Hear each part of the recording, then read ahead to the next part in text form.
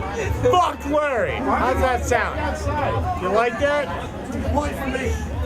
You see, it's curious, like what you were saying to me, because I never heard it that way, that he was wanting to know Lyle more, but there's something just about,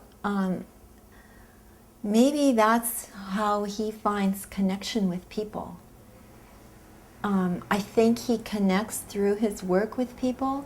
I think Lyle at times felt I was giving too much attention to those kids, those people. But then I was back home with him the rest of the evening, every evening, obviously. But I think at times he felt like it was taking away from him somewhat. It probably was. Well, he was a little older and did the whole show thing a lot, but so he wasn't like the young, athletic, like playing balls dad maybe, but yeah.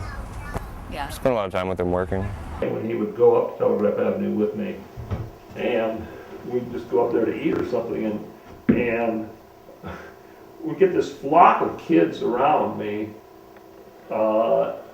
asking me to pull out my pictures, which then takes time. Then you've got to stand around for 15 minutes while they go through the batch of pictures you've got with you. And it was very strange for my son, who really wasn't living that life, and then he's with me, and he has to kind of stand there, and then the kids start looking at him and looking at me and trying to figure out how it all fits together. Larry looks at connection differently than I do. And because of that part of it, we got lost. Do you ever feel paternal to any of them, or do you just distance yourself, kind of?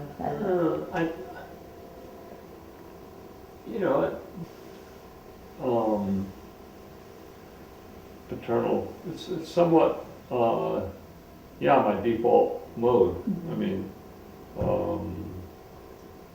I suppose looking back on it, and what does anything? I was the photographer, and I was also the older sort of parent figure who did not judge. Did you ever feel like your dad spent too much time at the shows and stuff? No, I mean, it's all late at night. I mean, he just headed out at like 8 or something. He wasn't back till like. Made you feel like neglected, or do you think he's a better person because he has that outlet? More rounded? I don't know. Sure. I mean, I guess that's comes from having that extra experience. Yeah. Hi everybody, I'm Bipolar Honey. We're a family, and I'm the youngest. Reminisce, that is my... Reminisce, aka Miss Remy Amore. And this is Miss America. Miss America. The greatest. Hello crowd. The greatest. It's my first night out. Honey, everybody knows me as CC, or Honey of the Vixen. CC is short for Crazy Chris, so, you be the judge of that. I'd rather go by Bipolar Honey. It sounds a little sweeter.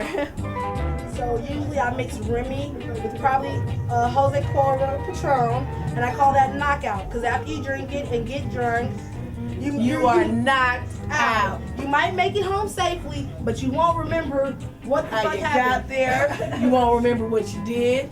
You won't even remember that you got cussed out. You will wake up very happy and not know anything.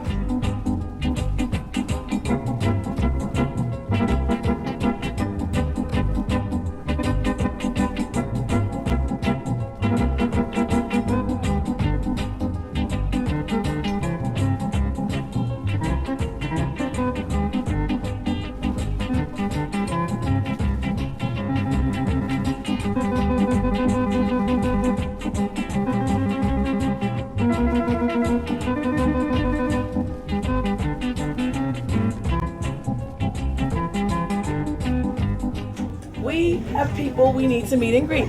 It is 12:23 a.m. Kevin? A little bit. That looked like it could have been something very crazy right there. Oh yeah, my dad's always been super supportive. Like, just there's no like real screwing up. Just do what you want to do. You're gonna figure it out. Yeah.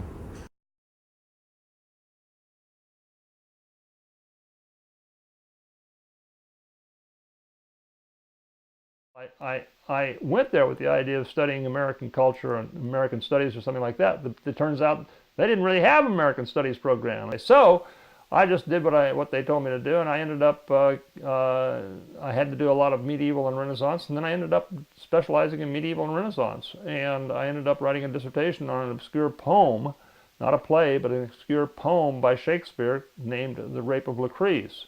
I guess I was the world's, maybe I still am, the world's expert on Shakespeare's The Rape of Lucrece. It was about 1,855-line poem that he wrote around 1595 while the theaters were temporarily closed because of a plague and the Puritans and so on.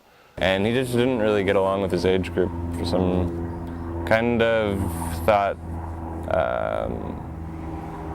they were boring or something, like kind of thought all my friends' parents were boring or something. If I wanted to like bring him to go have dinner with a friend and like their parents, definitely be awkward. I think your mom like was worried that his photographs would like influence you negatively. No, I mean he's just photographing what's like all around Berkeley. I mean I live in Berkeley, so he's just like documenting what like to like say that like it's necessarily supporting drug use because it's drug use in his photos. Like if you have someone like starving in your photos, or you're supporting starvation, like no. Well, did you know like that your dad got into photography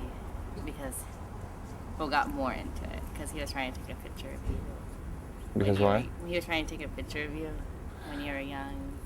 I think that he just needed a hobby at the time, and he, like, I think it just like clicked for him, you know, like just. Because you said it was like this very distinct moment that he was sitting at the table with you, and he was trying to take a photo of you, and he was like, I don't know, because I want to know. So. I've never heard the story. Yeah. Do you think he has a point that he's trying to make, or that he's just trying to objectively document? I don't know, that wouldn't be something I really Talk to him about. Yeah.